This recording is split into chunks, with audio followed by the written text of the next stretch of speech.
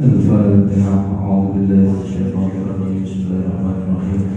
الحمد لله رب العالمين الرحمن الرحيم مالك يوم الدين إياك نعبد وإياك نستعين اهدنا الصراط المستقيم صراط الذين أنعمت عليهم غير المغضوب عليهم ولا الضالين. Amin. Mari kita lanjutkan kajian tentang kitab Taisirul Khalaq. Kemarin kita sudah membahas bagaimana agar kita atau cara kita jangan sampai tergolong orang-orang yang punya dendam al-hiddu. Kalau kemarin kita membahas tentang al-hiddu, sekarang kita membahas tentang penyakit hati ya. Punya dendam. Sebelum punya dendam, al-hasadu ya. Hasad itu berarti bab yang menerangkan tentang dengki ya. Jadi hasud, dengki, iri hati itu pasti masuk dalam apa? Hati kita. Bagaimana seorang muslim itu bisa memanage hatinya jangan sampai tergolong orang-orang yang hasud. Orang yang hasud itu gimana? Orang yang hasud itu berarti orang yang iri terhadap nikmat orang lain. Ini banyak. Dan itu membuat diri kita tidak bisa mensyukuri nikmat yang diberikan oleh Allah kepada kita. Huwa utawi hasud tamanni iku arep zawalin ni'mah, ilange nikmat anil ghairi saking wong liya. Jadi hasud itu mengharapkan hilangnya nikmat yang diberikan kepada orang lain. Misalkan posisinya sultan diberi nikmat oleh Allah, dikasih kekayaan, sugih, sementara masyurihin ini hasud iri, kok ke aku gak bisa sugih, seperti itu. Itu membuat diri kita terkadang lupa diri bahwasanya kita ini juga diberi nikmat oleh Allah. Kita diberi nikmat Allah, kesempatan hidup itu sudah sangat luar biasa. Karena orang mensyukuri nikmat itu ya posisinya ketika punya sifat hasud maka lupa akan nikmatnya Allah. Nah, bagaimana cara kita mengatur dan memanage diri kita, hati kita jangan sampai punya sifat hasud, dengki atau iri terhadap nikmatnya orang lain. Gak boleh.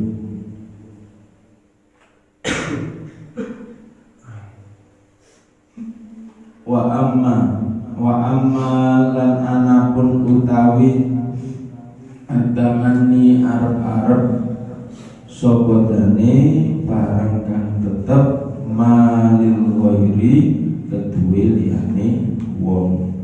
Payu sama mongko iku diarani apa? Ya tamani gibah ing aran gitu. Nah, kalaupun ada harapan ya, mendapatkan sesuatu seperti yang dimiliki orang lain, itu namanya apa? Ghibthah. Beda orang yang dengki sama orang yang punya harapan. Oh, saya ingin seperti orang yang sukses. Berarti dia punya harapan harusnya seperti apa ya? Harus bisa meniru cara atau gaya dia dalam melakukan suatu usaha. Ini ada harapan. Maksudnya ada harapan itu berarti ada usaha. Jadi ojo diiringi toh ya.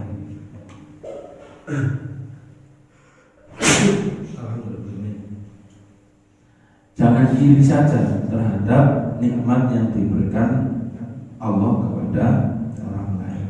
Tapi kalaupun ada harapan untuk mendapatkan sesuatu seperti yang dimiliki orang lain, itu dinamakan apa? Ghibtoh, bukan ghibah.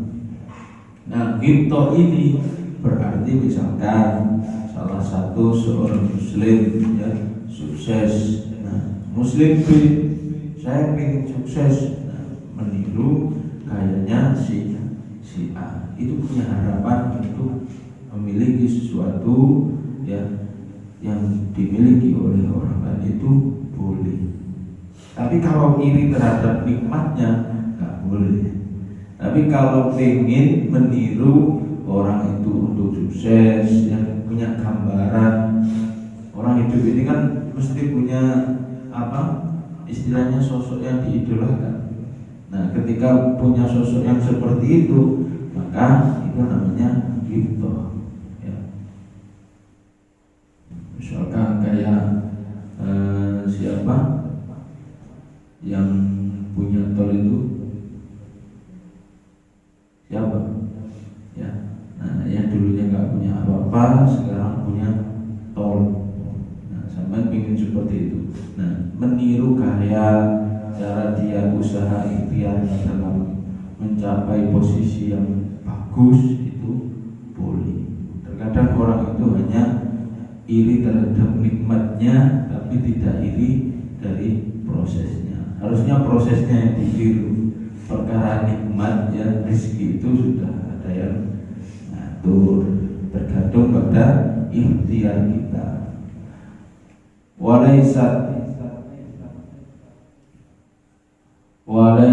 lan ora ono apa ghibah bimadmumatin iku paido bal-bali utawi ghibah iya matlubah iku di supri kronos turune ghibah karena sesungguhnya karena sesungguhnya sababun iku dadi sebab liktisabi marang nubre pekerti apa alhamidatu kang luhur.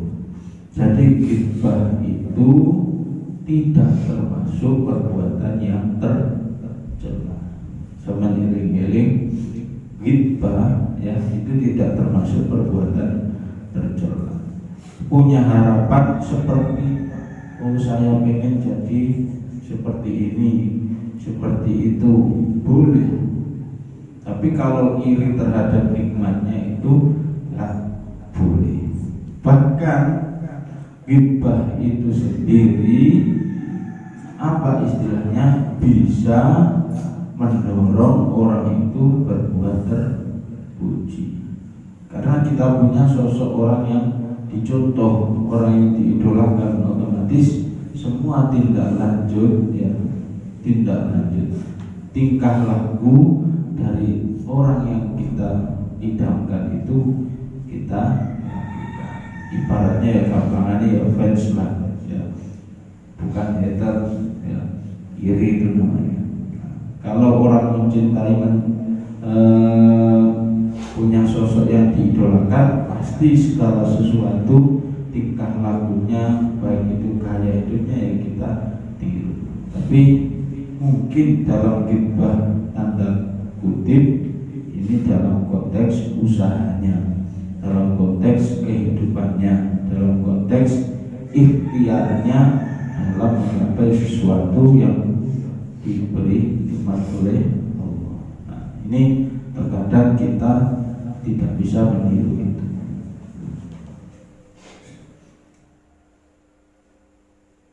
Jadi ghibah itu tidak termasuk apa perbuatan tercela ya.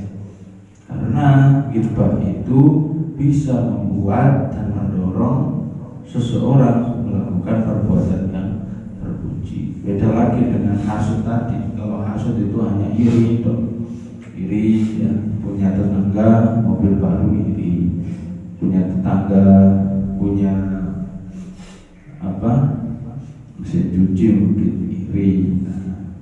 Iri terus, ya, sibuk ngurusin nikmat orang lain tapi tidak sibuk bagaimana cara dia agar bisa sukses seperti dia. Nah, itu namanya ghibah. Walidha qala sallallahu alaihi wasallam, walidha lan karana ghibah dawuh sapa Nabi Muhammad sallallahu alaihi wasallam, al-mu'min yaghbitu wal munafiqu yahsudu. Orang yang beriman itu memiliki sifat ghibah dengan sifat tidak hasud terhadap orang lain, ya. Jadi jelas di sini orang yang mukmin itu berarti orang yang mempunyai sifat ghibah, ya. Tapi wal munafiku, tetapi orang munafik itu yahsudu, memiliki orang sifat yang hasud, ya. Jadi hasud itu ya banyak cara, nanti ada sebab-sebabnya kenapa orang itu bisa mempunyai sifat hasud. Nah, ketika orang itu mempunyai sifat ghibah, ya, mukmin berarti harus mempunyai sifat ghibah. Ghibah tadi itu termasuk ada harapan mendapatkan sesuatu yang dimiliki orang lain. Niru istilahnya, gampangannya niru bagaimana ikhtiar kita mencapai sesuatu. Kalaupun orang munafik itu terletak pada orang yang hasud, hanya dengki dan iri hati terhadap nikmatnya orang lain. Itu ciri-ciri orang yang munafik. Tidak boleh. Jadi al-mu'minu yaghbitu wal munafiqu yahsudu. Kalaupun orang mukmin itu berarti harus dan memiliki sifat ghibah, ya. Dan orang yang munafik itu condong dan memiliki sifat yang hasud, jelas, ya, di sini. Ghibah itu, ya, ghibah itu sebabnya orang-orang itu bisa melakukan perbuatan yang terpuji. Karena ghibah ini salah satunya bisa mendorong orang itu meniru ataupun gaya seseorang untuk menggapai sesuatu. Wa asbabu utawi sebab-sebabe al-hasadi dengki salah satu itu ada 3. Nah, sebab-sebabnya dengki ini apa saja? Yang pertama al-awwalu utawi kang awal yubudu iku sengite al-mahsudi perkara kang drengkeni li fadilatin krana utama-utamane doharon kang pertelo apa fadilah minggu saking. Jadi sebab orang itu bisa melakukan hasud, dengki ataupun iri sebabnya apa? Yang pertama itu berarti benci terhadap orang lain, ya, yang dihasuti tersebut, ya, karena kemuliaan atau nikmat dari au nikmatin utawa nikmat sakohallahu ilaihi, nikmat yang diberikan Allah kepada orang tersebut. Jadi orang yang hasud itu sebabnya yang pertama itu adalah benci terhadap orang yang dihasuti, ya, karena kemuliaan itu, kemuliaan yang diberikan oleh Allah ataupun ataupun nikmat yang diberikan oleh Allah kepada orang tersebut. Nah, ini sebab-sebabnya. Sebab orang yang pertama ya karena benci itu, nggak suka, sewenang ya, nggak sewenang nih orang koncoe lebih unggul dari dia, nggak boleh seperti itu.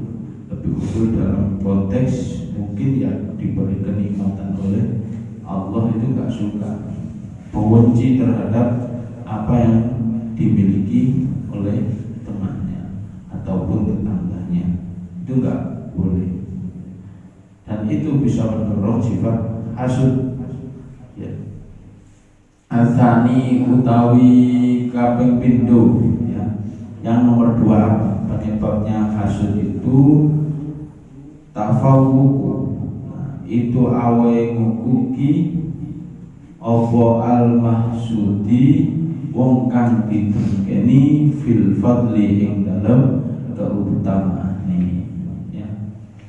Jadi di sini keutamaan orang yang dihasudi itu melebihi orang yang hasud. Apa? Bihaitsu ya jizu kelawan sekirane apes sapa wong kang didengkeni anil wusuli saking tumeka maring keutamaan. Jadi di sini keutamaan atau penyebab orang itu bisa hasud, ya, bisa hasud itu melebihi keutamaan dia menghasudi orang lain. Artinya ketika dia itu menimpa, ya, dia tidak mampu mencapai keutamaan orang lain, maka dia termasuk hasud. Misalkan ya orang itu menjadi mulia, ya, diutamakan orang itu menjadi sosok orang yang dicontoh, ya, orang yang dihasudi tersebut misalkan sampai iri terhadap orang lain, tapi tidak mampu mencapai keutamaannya. Saya iri terhadap nikmatnya orang lain, tapi saya kok tidak bisa tercapai, tak dituruti kalau pangeran. Nanti akan tumbuh yang namanya sifat hasud. Nah, qanaah beriman ini juga berperan penting dalam hati kita. Piye carane awak dhewe iku nrimo apa sing diparingke Gusti Allah. Ketika diuji dengan kesakitan, ya sabar. Kita barengi, oh ya Allah, saya masih diuji oleh Allah dengan kesakitan, tapi harus kita barengi dengan apa? Kenikmatan yang diberikan oleh Allah. Ya, masih saat diuji oleh Allah sakit, tapi kita masih diberi kesempatan oleh Allah untuk hidup. Berarti kan kita masih dikasih kesempatan Allah untuk beribadah. Ya. Siapa kemarin salah satu sahabat, ya, yang diceritakan pada zaman Rasul, ya, di suatu gurun ada salah satu seorang yang apa kemarin, yang tinggal dalam satu gubuk kecil. Ternyata setelah itu dihampiri oleh salah satu seorang. Nah, ternyata kondisinya dia itu pada waktu itu apa? Sakit, ya, tidak bisa melihat, tidak bisa berjalan, hanya mulutnya yang bisa berbicara. Suatu ketika sahabat Abbas bertanya, ya, kenapa kamu di sini? Apa yang kamu syukuri sementara kondisimu seperti ini? Seketika sahabat tersebut langsung apa? Nyentaklah istilahnya. Saya mensyukuri nikmat Allah, saya bisa berbicara itu sudah diberi kesempatan Allah untuk berpikir. Padahal lumpuh, ya, bayangnya, lumpuh, ya, tidak bisa apa-apa, ditinggal anaknya turun dari gunung, untuk bekerja, posisi dia selalu mulutnya dibuat zikir kepada Allah. Nah, harusnya kita juga bisa meniru yang seperti itu, ya. Harusnya kita juga bisa meniru yang seperti itu, agar punya harapan untuk apa? Mendapatkan sesuatu atau meniru kayak orang lain. Jadi kita tidak disibukkan hanya dengan apa? Mengurusi urusan orang lain, usrek, netizen kan seperti itu, usrek saja. Ya. Kalau ada apa-apa ya terkait dengan orang yang didengki, sunnah, ya, nggak boleh seperti itu. Asal itu utawi kang kaping 3. Nah, sebab nomor 3 itu suhul hasidi, ya. Suhul hasidi mendite wong kang dengki bil fadho ini kelawan biro-biro keutamaan. Fayah sudu mongko tadi dengki sapa kullu manna lahu saben-saben wong kang apa meluwi ing man apa khairun apa kebagusan. Jadi di sini orang yang punya kekuatan, ya, punya keragusan, istilahnya orang itu hasud terhadap kebaikan yang diberikan kepada siapapun saja, ya, termasuk posisi kita waladhi utawi perkara yudhibu kang ngilangake apa alladzina alhasadu ing dengki minal qulubi saking hati. Nah, jadi hasud itu bisa apa? Menghilangkan kebaikan-kebaikan ataupun iri terhadap siapapun yang mendapatkan nikmat. Jadi hati-hati di sini, ya. Ini termasuk menghilangkan apa? Nikmat atau mensyukuri kebaikan yang diberikan Allah kepada kita, termasuk juga iri terhadap orang lain, ya, sekalipun sampean itu senang dikasih, tapi dalam hati itu dengki, kok aku ya sih ngekei. Misalkan posisi kita yang di bawah, nah, itu terkadang apa? Terkadang kita tidak bisa memposisikan diri kita. Termasuk atamassuku bidini, ya, iku kandulen kelawan agama, wa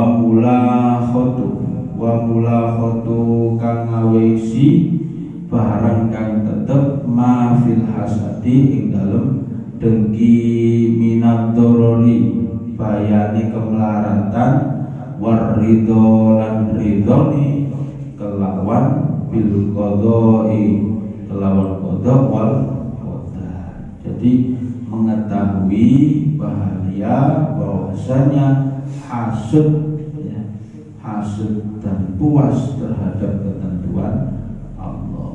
Artinya di sini orang yang melakukan atau bahayane, ya, bahayane punya sifat hasud itu gimana? Maka dia tidak bisa menerima qada dan qadarnya Allah. Hati-hati. Qada dan qadar itu termasuk apa? Rukun apa? Iman. Nah, ketika kita tidak percaya terhadap ketentuan Allah, nah, maka keimanan kita juga perlu diragukan. Ya, ada yang qada, ada yang qadar. Kalau qada mungkin masih, ya, ketentuan-ketentuan Allah itu, ya, tergantung pada apa? Usaha atau ikhtiar kita.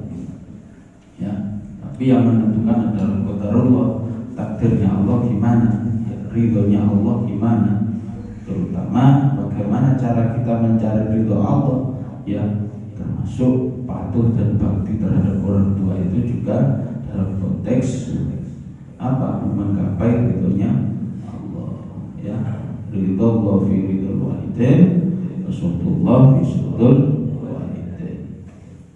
Bagaimana seorang anak etikanya terhadap kedua orang tua itu ya harus kita jaga. Wa mimma lan iku tetep setengah saking fi dhammil hasadi, barang kang tumeka ing dalem itu qalu utawi dawuh sinten sapa Kanjeng Nabi Muhammad sallallahu alaihi wasallam. Nabi dawuh al-hasadu utawi dengki yakulu iku mangan al-hasanati iku dengki pira-pira kebagusan kama kaya yen to mangan kama takulu kaya yen to mangan apa annarul khotobi. Apa istilahnya? Wong yo kayu. Artinya di sini hasud itu bisa memakan atau menghilangkan kebagusan atau amal-amalan soleh yang sudah kita lakukan.